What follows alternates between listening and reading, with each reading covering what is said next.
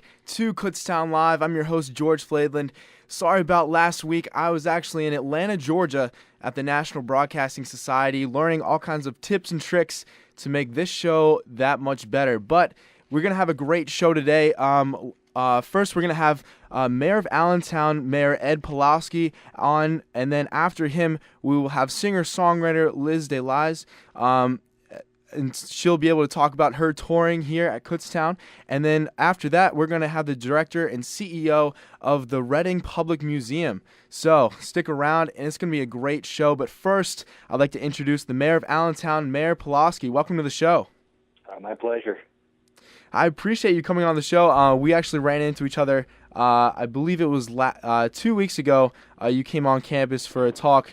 I believe is the Moynihan Report, correct? Yep, it was the 50th anniversary of the Moynihan Report, and it was a great forum, and I'll be glad to be there. It was great to see you then, and I'm glad to have you on the show. Now, I'd like to ask you first, what sort of started your interest in politics? How did you get involved with that? Well, I didn't enter into politics in any traditional way. I was actually in development. I started out first as a community organizer in Chicago, and then I went into went back to get a master's in urban planning and public policy, and was working in development of developing affordable housing and community development. Moved out to Pennsylvania and was heading up a nonprofit that was in about 6 counties, and we were developing housing and looking at community development strategies. Was tapped at that point to head up community development for the city, which I did for a couple of years, and I left because the mayor was just, he was crazy, and had no thought of ever going into politics, and was asked by a number of folks if I'd consider it. For me, it was significant. It was a significant pay cut.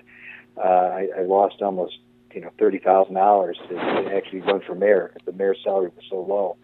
At that particular point in time, it was actually lower than what I was making as an economic development director by about $30,000. And I thought long and hard, and I said, you've made a difference while you were here. Would you consider running for mayor? I decided to do it. I jumped into it and had a very contentious primary. It was about 5 folks. I was the outsider, and I won. And then I won against a gentleman who was mayor on the Republican side for about 2 terms before the previous mayor, and I won that by almost 60%, and it was 3 terms ago. So it was one of those things where I never really thought about getting into politics, but circumstances really dictated my entrance into it, and I never turned back. Wow, that's incredible. Now, how difficult is it when you're not the incumbent, when you're going out for campaigning? It's difficult, there's no doubt, especially when you never did it before. It's learning a whole new skill set. But it was a great learning experience for me. It allowed me to really gain a greater appreciation for politics in general, and I would recommend anybody. I tell folks that at some point in your life you should all run for some political office, whether it's school board or seat on city council or your borough council or something, just so you all get the experience, because you have a much greater appreciation for the political system and the political system that we have here in this country, and most of you'll get a lot more engaged as a citizen in that process if you have to go through it at least once, because it is definitely an experience. Yeah, and I feel like those who complain about the government, complain about officials, those aren't really the ones that are as active in the community. They're not very involved when it comes to things like local councils and city functions like that. So how important is it for the community to get involved to really help with make the city better in general?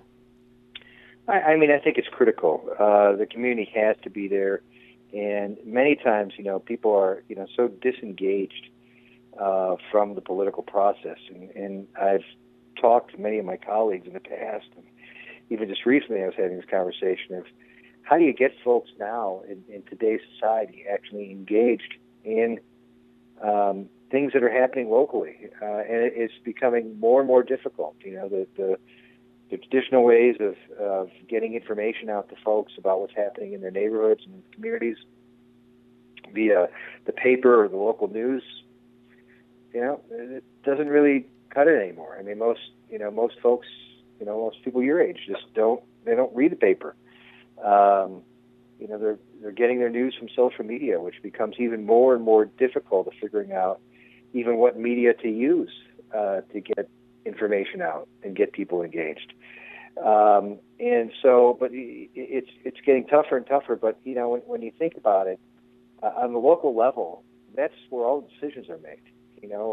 Where people who are deciding how to educate your kids, or pick up your garbage, or police your neighborhood, or determine the level of taxes on your property. I mean, that's all happening at the local level, and many folks just don't engage at that level for some reason. I don't know why. They'll vote for president, which, in all honesty, probably really never really impacts your life much.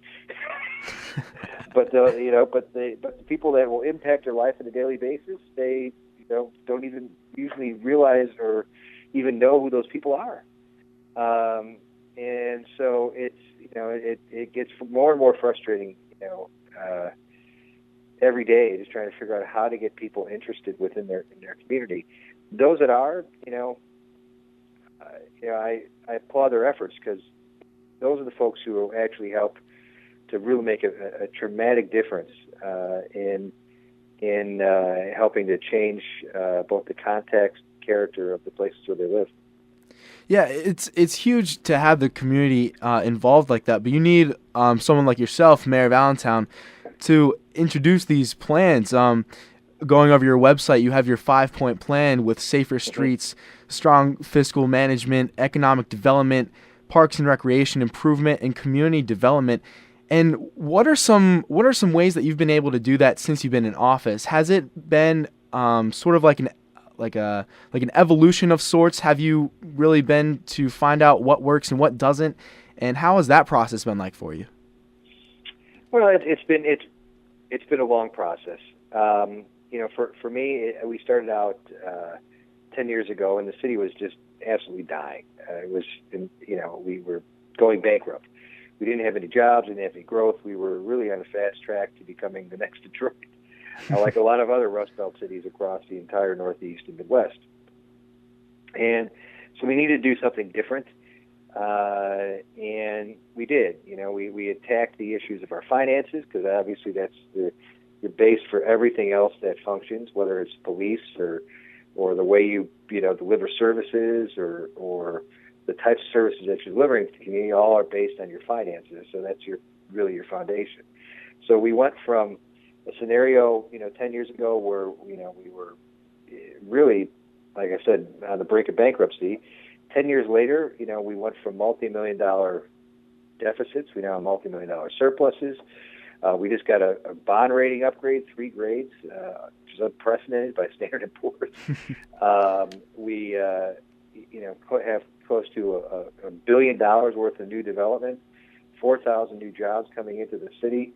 We've solved our pension problem, one of the few, if any, in the state, maybe in the country, to have a funded pension. We've addressed issues of crime, 8 straight years of decreases in crime, and now we're the fastest growing city in the Commonwealth, and we haven't raised property taxes in 10 years. It's a pretty good track record. Oh yeah. It didn't happen overnight. It happened really through a lot of trial and error, as you suggested. But it also we took some very difficult political risks, if you will, to address these issues. Especially, I mean, when you go down, when you go downtown to Allentown, and at any point we could have failed, Oh yeah. So But go ahead. What were you gonna say? I was going to say, when you go downtown to Allentown with all the towns and stuff I just said, Yep. um, you see the cool new, PPL Center. You see Yep. the new restaurants that are downtown. And I actually was able to go on a story with WFMZ 69 News, and they did a story on asking people if they felt safer than they had in the past previous years. And pretty much everyone that we talked to on the streets said yes. It's the city has improved, and obviously with all your surpluses that you've been able to do within the community, it shows when you're able to bring in a cool hockey team downtown. Well, let's take that for example. I forced to put that into our centers. Okay. Now we had to take out 8 square blocks. We used eminent domain to do that. We relocated a number of businesses, but I knew that we needed to bring something back into our urban core to drive folks who have literally abandoned the urban core back into the city, and that the arena could play the catalyst to make to be that impetus to make that happen. Now, in the beginning, we took a lot of hits. I mean, really, at one point, I was a devil spawn. I was driving people out. I was destroying their livelihood. Blah blah blah. 2 years later, now that it's successful, now I'm the greatest, economic genius on the face of the planet. But at the time, I didn't feel that way. Okay, it felt like we were taking a real risk, and anything could have went wrong. Ironically, those same businesses that we had relocated now, many of them to 7th Street, come up to me and say, "Mayor, it was the greatest thing that ever happened for me. You've driven lots of business, lots of new customers. It's been fantastic. Thank you for doing this." But at the time, I was destroying their livelihood and destroying their grandkids and kids and, for many generations. But we had to do it. We had to take that political risk, and it was that risk that really led to the significant development that you're seeing. Yeah, and when you say, like, you quote destroyed their lives, how are you able to sort of keep them afloat or like reallocate them to where they were Let me back up. They all got compensated very well. Okay. And no one lost money in this scenario, right? But you would have thought that the way they were talking, okay? And at some point we had to separate the rhetoric from the reality of what was happening, and I knew that unless we had a major catalyst to draw people back into the center city, into the urban core, we were never going to create the momentum necessary to have that economic energy that you're now seeing in Allentown. And we had to do it. We did it. It wasn't easy. It wasn't tough. There were some very difficult meetings. We took I had people protesting my house at one time, because I live in Center City. Picketing out in front of my house, and it was not a pleasant experience at the time. But looking back, it was the best thing that we could have done, because now we have close to 1 million people that are coming downtown. You yourself just testified that it's fantastic, right? And we're now touted as this economic success story across the Commonwealth, across the country. But we had to take some very difficult decisions, and probably some decisions that maybe weren't, looked at as, the best political decisions at the time, but I knew that had to be done if we were to move our city forward. And so, sometimes you just got to have some political courage, realizing that, you could fail. I could fail. We wouldn't be having this conversation, but we had to do it. It had to be done, and it was the only thing that was going to help to bring that momentum needed to revitalize our urban core. Because if our urban core is dead, if your downtown is dead, your whole city is going to die eventually. You can't have this huge donut hole of economics and expect it not to impact this entire surrounding city. And where we had conversations 2 years ago that that no one wanted to come into Allentown because it was like downtown Kabul. Now we're having discussions. Well, we need more parking, or we don't want to gentrify as quickly. Well, I'd much rather have those discussions. Of course you would. than Who wouldn't? That no one wants to even come downtown because there's just they're afraid to enter into the city. So it's changed the whole dynamic of the discourse that's happening within the city. But we had to make some very difficult political decisions to make that happen. And what kind of advice would you give to similar cities, similar towns of Allentowns that were in, some sort of financial stress at the moment or in the past few years? How would you go about, letting them know and showing them some ideas of how you were able to make Allentown a profitable city? I think you got to think outside the box, and you got to look at things on multiple levels. We addressed the crime issue at the same time we were addressing the economic development issue at the same time we were addressing our finances. During this whole time when we were building up our downtown, we were also taking on this whole issue of our water and sewer. And, we had leased the water and sewer a couple years back it ended up being to the county. It gave us a huge upfront payment of about $220 million, which we paid off our unfunded pension liability. But that allowed us to lower our yearly contribution from about, by close to $18 million a year.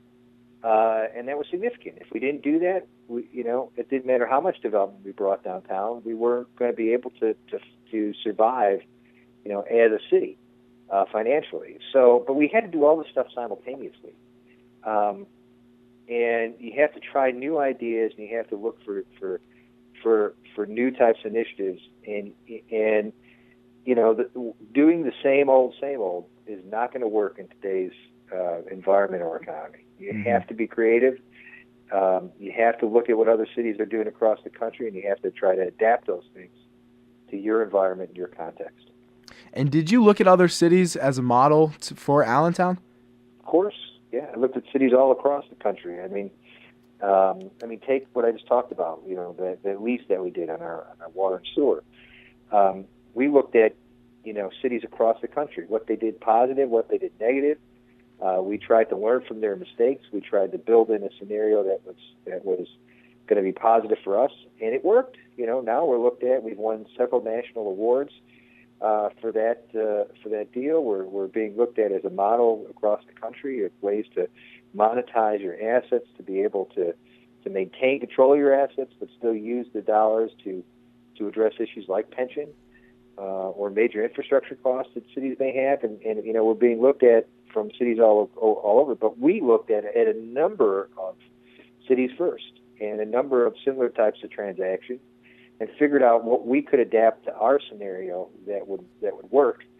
And we learned a lot of lessons, valuable lessons. So yeah, I'm always looking, for other cities and other ideas. In fact, my wife gets very frustrated with me when we go out on vacation, because I'm always taking snapshots of things that I see in other cities that I want to bring back and integrate into my own city. Any good mayor that's worth their salt is always doing that, is always looking out, because I've learned a long time ago, as the proverb said, there's nothing new under the sun. What problems that we're facing, other cities have faced in the past, and being able to learn from their lessons and integrate things into our context that work is huge. I don't think we're geniuses here in Allentown. We were just able to adapt what we saw into our own context, and we had the political will and took the risks necessary to make these things a reality. Oh, yeah, and the risks have definitely paid off, at least, for now, and they probably will continue to down the road. Now, if we rewind time back a couple months, probably a year ago, what was the process like trying to run for governor? I'm sure it was very hard and strenuous, trying to also deal with, your problems in your city, your own mayor duties, while also still being on the campaign trail. How was that process like? Well, I was running simultaneously for my third term as mayor as well. It was tough. It was a tough decision, but I'm glad I did it. I learned a lot. I learned a lot about the state. I ran for governor because I realized that there's a lot of things that are happening on the state level that are affecting us that we just don't have control over on the local level. And I really felt it would be, would have been advantageous to have someone in that seat that had some knowledge of the issues that we're dealing with as cities. I ran, and it was a great experience. I learned a lot. I learned also that it's tough. I entered the race late. It's all about raising money, and you got to raise a lot of money. I can have the greatest story in the world, as I just talked about, but if I don't have the money to get that message and that story out to the general public, it means nothing. And so it was a difficult lesson to learn, but I'm glad I did it. But it was tough. It was tough juggling everything. But it also helped me to grow and expand as a mayor and as a candidate and as a person. Oh yeah. But what kinds of things did you see at the time, and maybe you still do see at the state level, that you could have helped out to even make the local level better had you been governor at the time? Oh man, there's so many things. I mean, the municipal pension crisis is huge. It's at an apex where it's going to be affecting cities large and small across the Commonwealth, unless they do something in Harrisburg to address this problem. And it's a big problem. The schools,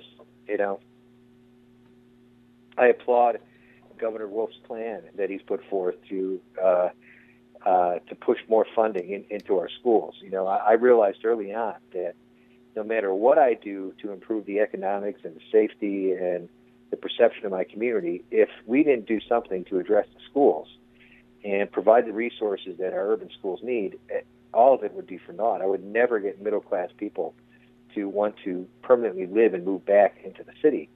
And that became real for me even just a couple of years ago. I have a daughter who's 16. I have a son who's 12. I try to take him out at least for lunch on a Saturday, at least my daughter, to connect.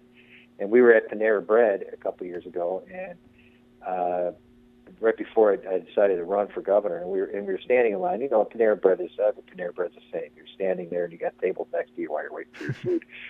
And we were waiting for our food, and there was two women talking. They said, have you moved out yet? No, I haven't moved out yet. And I looked at them, and they caught my eye, and they looked at me, and they said, Mayor, has nothing to do with the city.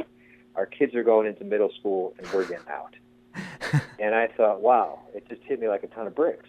No matter what I do, unless we fix that school system, which can only come from the state, our cities are doomed. As soon as kids get into middle school, they feel like they have to move out to the more affluent school districts to get their kids to have a good education.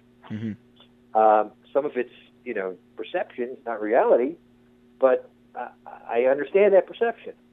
And so until we fix that problem, we're going to continue to have this flight out of our cities, of the middle class as soon as they get into middle school age with their kids. And that's something we got to fix. If we don't fix that, our cities across the state are going to die, and they're going to collapse, and they're going to fall like dominoes across the board, and that's going to have a negative impact on all our economies throughout the state.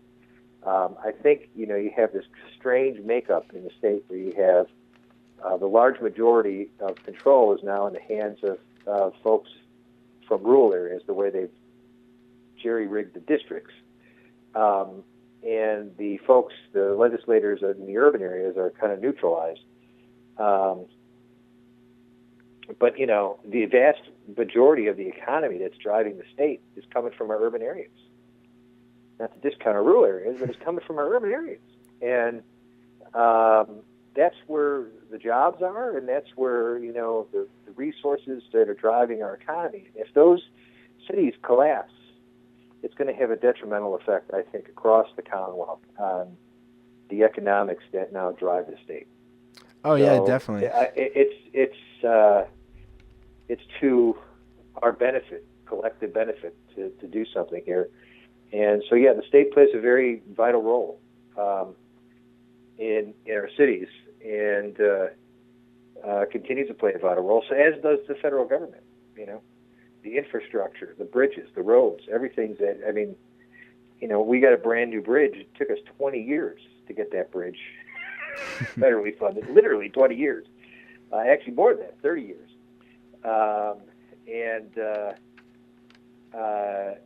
But that's critical. There's no way we could have put out $70 million to build this bridge, which is a critical access point coming into, our downtown. We needed the federal government's help, but the fact that they can't even,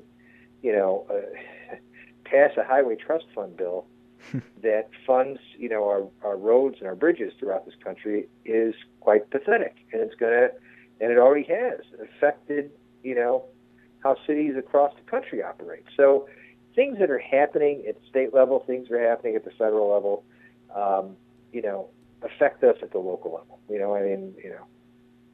Tip O'Neill said all politics are local, right? So it really comes back to that all politics are local. It is definitely true. All politics are local. And Mayor Pulaski, I'd like to thank you for coming on the show today. It's been really insightful to learn about the city of Allentown and the great job that you've been doing since you've taken over office. Well, hey, listen, anytime. Thank you so much. All right, thank you, Mayor. Now we'll be back right after this. After these messages, we're going to have Liz DeLise, and stick around for more. This is Kutztown Live. It's Telescopic Topics, a look into the world above us.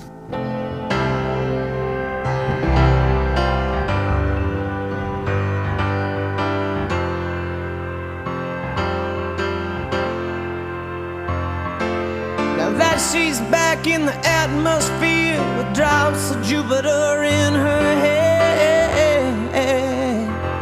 Sound familiar? That was a popular song, Drops of Jupiter, by the band Train. In the song, Train sings about a woman returning to Earth with drops of Jupiter in her hair. Could it be possible for somebody to actually get drops of Jupiter in their hair? Jupiter is the fifth planet from the Sun, and from Earth would take about 5 years to get to. Once close to the largest planet in the solar system, she would have to dodge its 50 confirmed and 17 suspected moons in order to get close to the planet.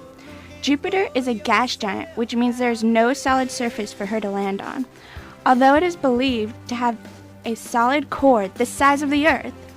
She would also have to plan her time around Jupiter's 10-hour day in order not to run into the Great Red Spot. The Great Red Spot is an enormous storm that is 3 times the size of the Earth and has been raging on for hundreds of years. If she made it past the moons, was away from the gigantic storm, and excluding the fact that space does not have the necessary elements for humans to survive in it without protective gear, she would encounter the negative 234 degrees Fahrenheit temperatures of the atmosphere. Hopefully she packed her mittens. The clouds on top of the atmosphere look like a beautiful watercolor painting, but moving further into the atmosphere, she would feel an increase in temperature and pressure, which is the clouds becoming thicker, turning into the ocean with nothing in between. With these increases, the hydrogen gas, which is what the planet is mostly made from, is forming into a liquid, creating the largest ocean in the solar system. Because of Jupiter's fast rotation, the liquid is conducting electricity, which in turn creates the largest magnetic field in our solar system, big enough to fit the Sun in, or 1.3 million Earths. In conclusion, it is very unlikely that a person could withstand the elements to get drops of Jupiter in their hair. Telescopic Topics, a look into the world above us. Stay tuned to KUR for more telescopic topics, and for more information, or to hear this segment again, click on the Telescopic Topics icon on the KUR website at www.kutztown.edu/KUR. Telescopic Topics is a production of the KU Physical Sciences Department and is recorded by KU astronomy students in the studios of KUR. Thank you for listening, and we'll see you next time. You're listening to Kutztown Live with George Flaidland on KUR. Call in at 610-683-4859. It's Kutztown Live. Went looking for the tide I never had. Ladies and gentlemen, boys and girls, welcome back to Kutztown Live. I'm your host, George Flaidland. Just had Mayor of Allentown, Ed Pulaski on, and now we are going to have singer-songwriter Liz DeLise Liz DeLise, from Philadelphia to talk about her tour and some of her new songs. Liz, welcome to the show. Hi, great to be here. I really, really do appreciate the music. I really enjoy it. First off, it's great. Thank you. Thank you so much. Yeah, no problem. Well, when did you start getting into music? I would say since a very young age. When I was about 5, my dad started teaching me piano lessons, and at the same time, both my parents are musicians. My mom is a fabulous singer, and my dad is a percussionist and composer, and my older brothers are musicians as well. So I would say when I was about 5, I started playing the piano and singing a little bit, like in church choir, and just really getting into stuff at a young age. So have you always been musically inclined when it comes to, making your own songs? Did you do covers? How has that been? When I was in 5th grade, I started writing little commercials with my friends, like little musical jingles and stuff, kind of, just for fun. But I would say that's the first time I ever started writing my own music. And when you're a little kid, you just kind of make up songs while you're running around and stuff. So I think it's always kind of been in there. But I started really honing the craft when I was about 13. And have you, when you started at 13, was it just you? Was it your family members, or did you just pick up a guitar and just keep writing away? Yeah, I was, like many 13-year-olds, pretty angsty, so I poured all of my emotions into poetry, which I think it was pretty bad. So luckily I picked up the guitar and set it to music, which I think helped it gain new life and meaning. And so that's kind of how I got started. It was kind of just me in my room writing poems, and then I was like, it'd be much better if it were musical. And so that's kind of how that got started. And that's definitely how music is viewed. If you have a good songwriter able to, capture the audience and put them in your shoes, sort of speak, with, true words and the ability that music has with that.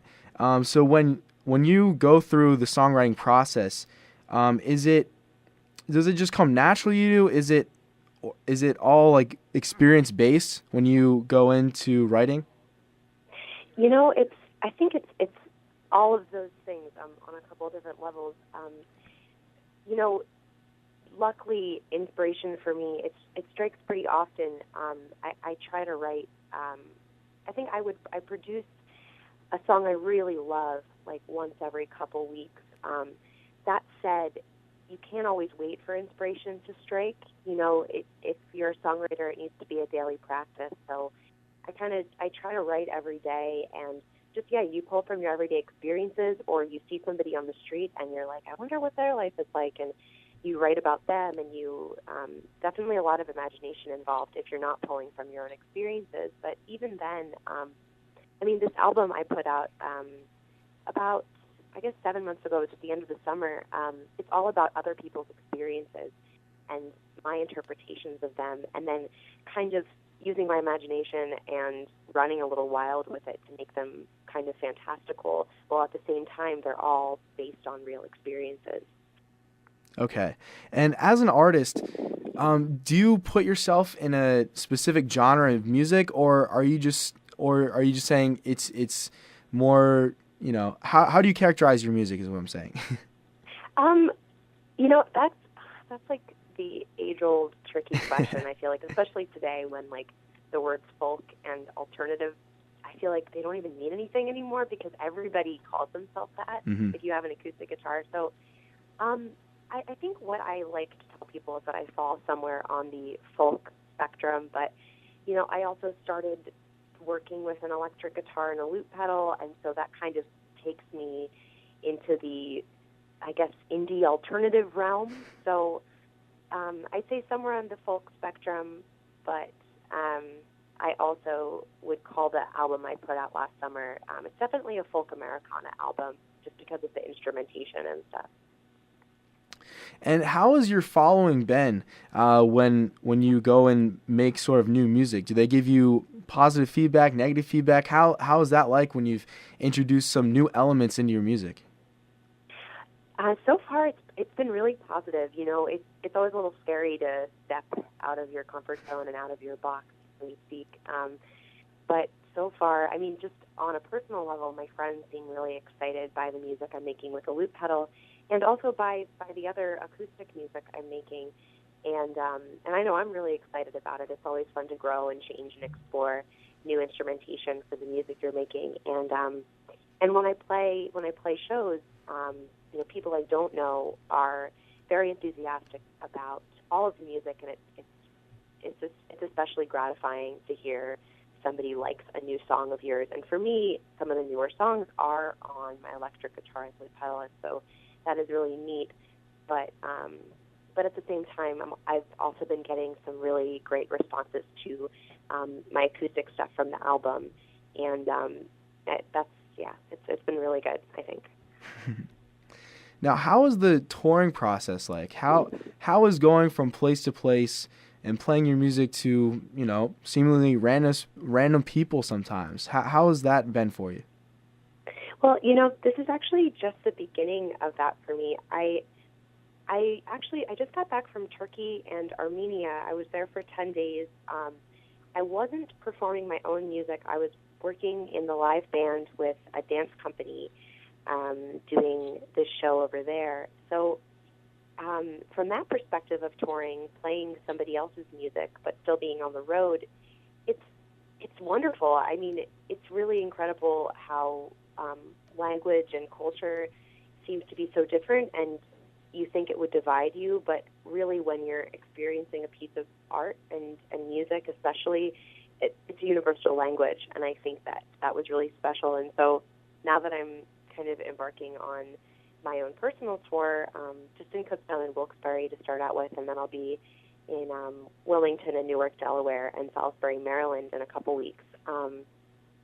It's really exciting to have it more on a localized level, but to also have the same idea in mind of like, oh, well, we all come from very different places, but when you put us all into a room and there's live music involved, I think we all kind of get to the same level, and it's fun, and I really like being on the road. It's the best. Yeah, trying to see new places and things like that. Turkey and Armenia, I'm sure that was incredible. It was beautiful. It was really beautiful. How are the people there? I've heard mixed reviews of the people in Turkey. Everybody that I met was incredibly warm and welcoming, and I think in Armenia they were really excited just to have us there. It's a really small country, so they don't get a lot of tourists. And while we were there to work, they were just really eager to show us their history, which is really rich, and the beautiful countryside. And then in Istanbul, it was incredible. Everyone was really friendly, and some guy gave us complimentary drinks at dinner because he was so excited to have us in his restaurant. And it was really, I had a great experience. And how would you describe your album, like with the experiences, I guess, that you put into it? How would you explain, like, sort of the growth and maturity that you've had in your music? Well, so the album To and Fro it's 6 songs, and they're all my interpretation of stories told to me while I was conducting ethnographic research in Portland, Oregon. I guess it was 3 years ago now. I was an undergraduate student at Connecticut College, and I got a research grant to go out to Portland and interview these young people that chose to live on the street.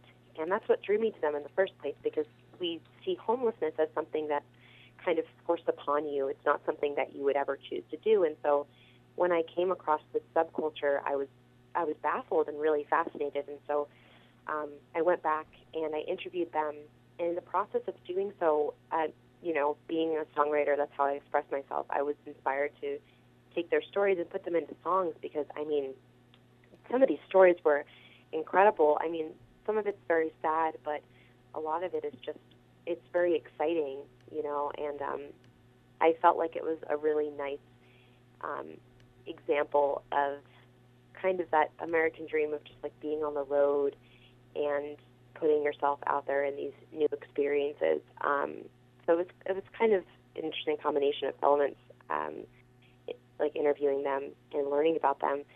so that's what that album is about. And I think just subsequently, because of how different the subject matter was for me to be writing about these street kids, it called for different instrumentation than what I was used to using. And so, I mean, primarily I had just been working with an acoustic guitar, and then I had a band in college, and that was like your standard three-piece band, and then we had a couple other young women singing harmony. And so coming into this album, I worked with my dad on it, which was really neat. And, we had these story songs, and they really just called for this, like, kind of harkening back to, like, really, like the early days of American folk music, like getting the banjo, and you have all your acoustic live instruments. So that was a really great growing experience for me, never having worked with those instruments before.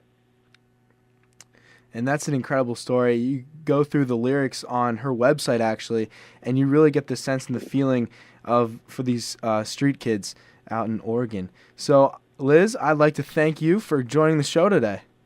Thank you so much for having me. It was really a pleasure.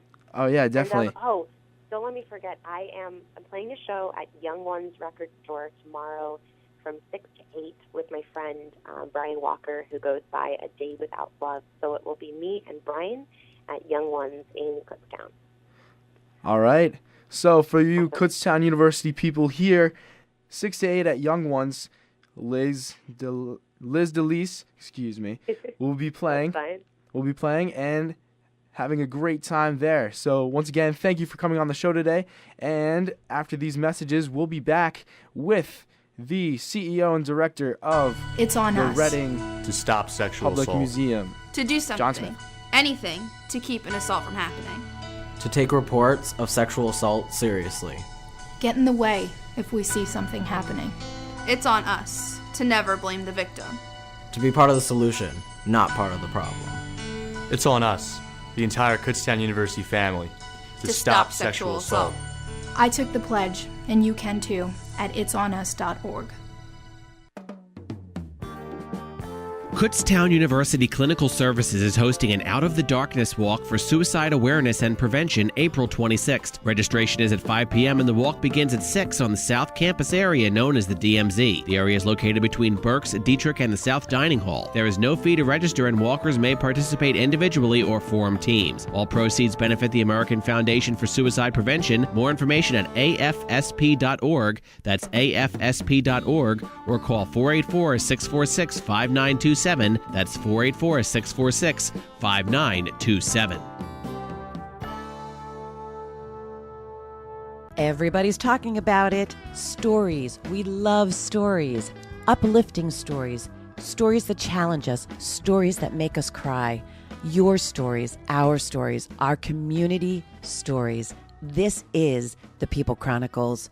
Visit us today at thepeoplechronicles.com. And you can also hear the People Chronicles every Thursday at 11:30 a.m. on the radio voice, KUR. You're listening to Kutztown Live with George Flaidland on KUR.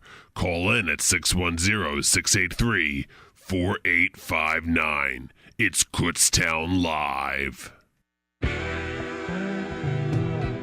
And we're back here on Kutztown Live. I'm your host, George Flaidland. We've had a quite stacked show today here.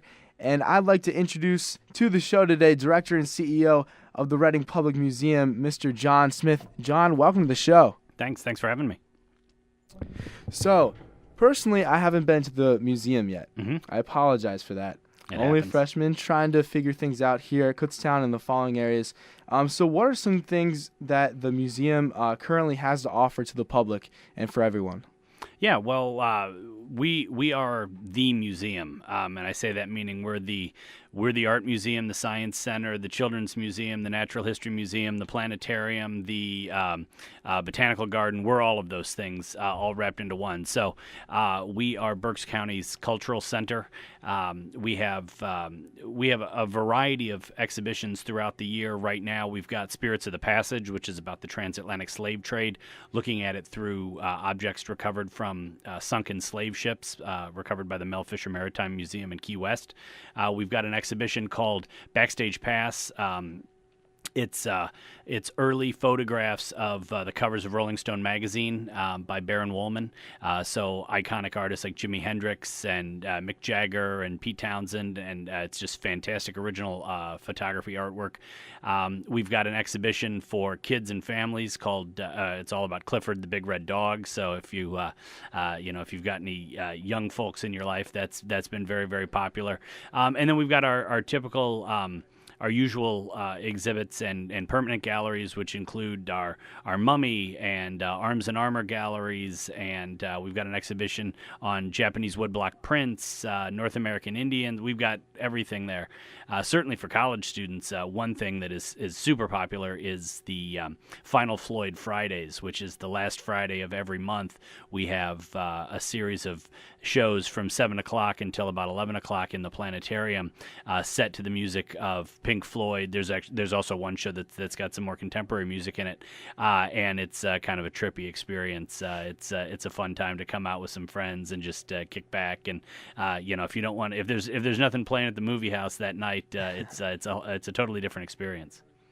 So you did say Clifford the Big Red Dog was for the little children. Well, bigger children can enjoy it too. I'm partially offended because I love the Big Red Dog. Absolutely, and the Big Red Dog is huge. There's about a 15-foot dog in this exhibition. So yeah, I mean it's been attracting folks of all ages. You might be a little big for the slide, but you could probably do everything else in the exhibition. And I was reading online. Apparently there was a family from Canada that came to the museum just for that exhibit. Yeah, it was super popular. It's because these are exhibits that you can't just see everywhere. It's not like they go from Reading to then Allentown to Harrisburg. This is the only time it's going to be anywhere here in the Northeast. And this girl, she's a special needs child, and she got through her early years in lots of hospitals. And passed the time by reading Clifford books and then watching the show on TV. And we actually just found out they're coming back down this week, their second trip to Reading from Canada, because they wanted to see the show again before it closed. And it was a really neat story. That's kind of what we're here to do is resonate and make memories for people. And we usually do that for folks here and around the Berks County area, but obviously it works from folks from all over the place. And when I think of museums, I think of family time with relatives I not necessarily have seen all that much, and it's a different experience when you go to a museum.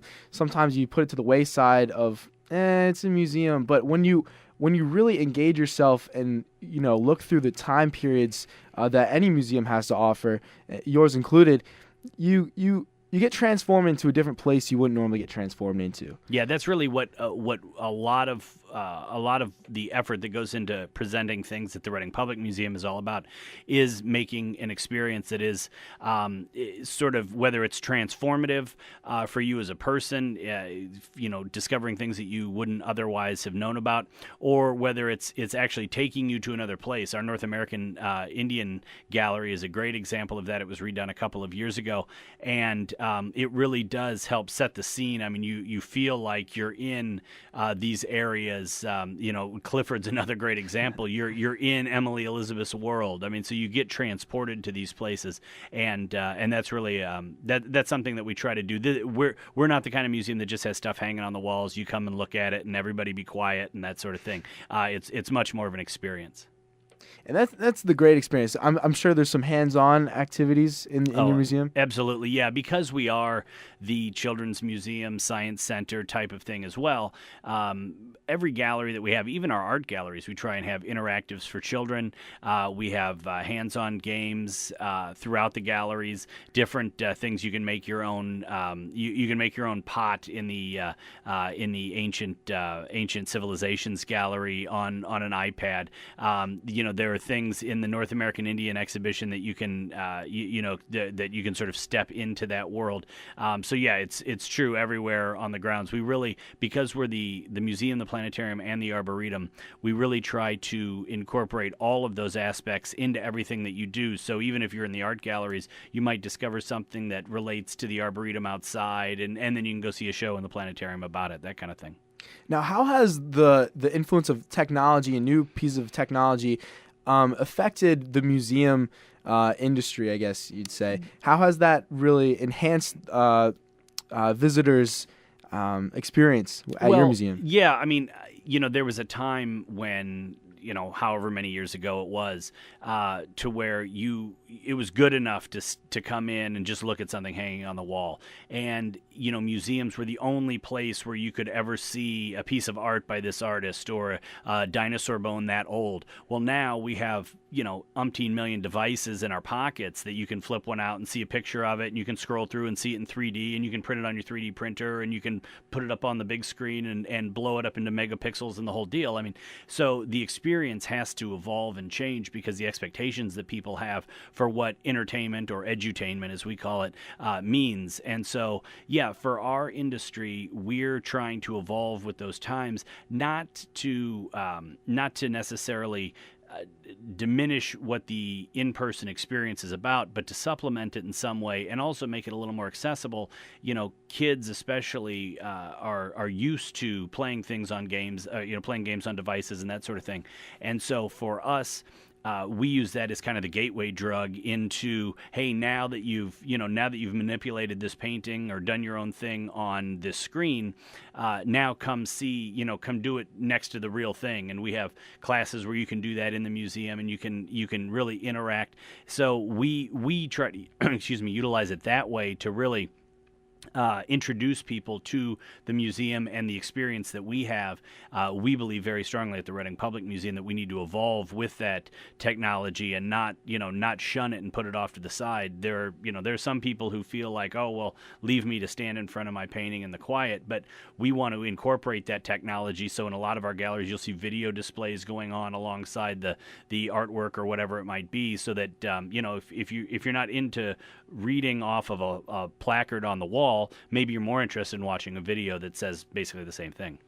And how do you think the future of museums is going? Have you come up sort of with sort of some sort of strategy? I know nobody has the magic crystal ball to see the future, but is there sort of a trend that's going? I mean, obviously technology is one of them, but how do you see the future of museums playing a role down the line? Really, where we've been successful, and we are one of the more successful museums in the industry in terms of being able to attract new audience and retain new audience, and we're very fortunate to have that here in Berks County, to have a community that this type of thing resonates with. For us, it's introducing people to the museum world in a variety of unique ways. So we have jazz concerts in the planetarium. We have painting classes, after hours. We have dinners where you can come and have dinner in one of the galleries, those kind of things. So whereas you may not be a quote-unquote museum person, you'll come and try one of these other experiences. Final Floyd Fridays, like I mentioned, is a great one. I'll go to the museum, and by the way, while I'm here, wow, it never occurred to me that this would be so cool. And so you're experiencing on your terms for the first time, and then kind of wanting to come back and learn more. So that's one way that we do that. The other way we do it is making it a community gathering place. So recognizing that people are looking for something meaningful to do with their families or their friends or their loved ones, whatever it might be, making that experience something that is more meaningful to people, rather than this is just something I come and do on my own and stare at the wall. You go to the movies with friends, but you can't sit and talk about them. You can't interact with them. Well, you can at the museum. You can come with a group of friends, and you can see that planetarium show and discuss it, or you can go into the galleries and experience a new exhibition, with them and talk through it. And we're seeing that a lot with families of all ages, because we cover, that's how families travel now. It's grandma and grandpa all the way down to the little kids, and they're all coming in big packs. And we see it also in groups of millennials coming to the museum and wanting, hey, let's grab a cup of coffee and let's, dive into something. It's a fantastic experience for college kids, especially because in most instances locally, you can go to your library and check out a pass to come to the museum for free and experience it. So, whereas it's not even costing you $10 a head to come do it. And that's exciting right there. College kids love anything free. Yeah. Absolutely. T-shirts, all kinds of stuff we get. Sometimes I feel a little, I feel a little privileged when I come to college because, here, take a T-shirt, take a mug, take a this and a that. But we're trying to get you hooked early. That's right. Of course you are. And, I'm a freshman, so I'm going to be here for 4 years. That's right. You better recruit me now. Absolutely. Yeah, and that's really, we have a lot of people. Of course, Albright and Alvernia and RAC, they're a little closer by, Penn State, Berks. But Kutztown is it's the fifth, school here in Berks County. And it's the farthest one in terms of distance, but we see a lot of Kutztown students coming down. We've got great relationships with some of the professors and classes that come down and use our space for art history or the natural sciences, all of those kind of things. So it's an easy drive. I mean, it's 20 minutes from here to the museum. So, it's not like it's a big investment. And to come out and check something out that's world class. I mean, it truly is world class. We've been written up in the New York Times on multiple occasions over the last couple of years. It's not something that you find anywhere else. And so we're very fortunate to have that here in the area. And it's very, very great knowing that you're in the area, because, it's only a 20-minute drive for me personally. So I will be definitely checking out the Reading Public Museum, of course. Wonderful tagline. But I'd like to thank you, John Smith, for coming in today, talking about the Reading Public Museum. Sure, absolutely. Thanks for having us. Check us out, readingpublicmuseum.org. It's got our list of upcoming exhibitions. Secrets of the Mona Lisa this summer, Fakes and Forgeries exhibition, Curious George this fall. We've got all kinds of great stuff coming up. That's me. There you go. Asking the questions. Absolutely. All right. Thank you once again, John, for coming in the studio on Kutztown Live. I'm signing off. George Flaidlin. I'll see you next time, next week, Knuckleheads.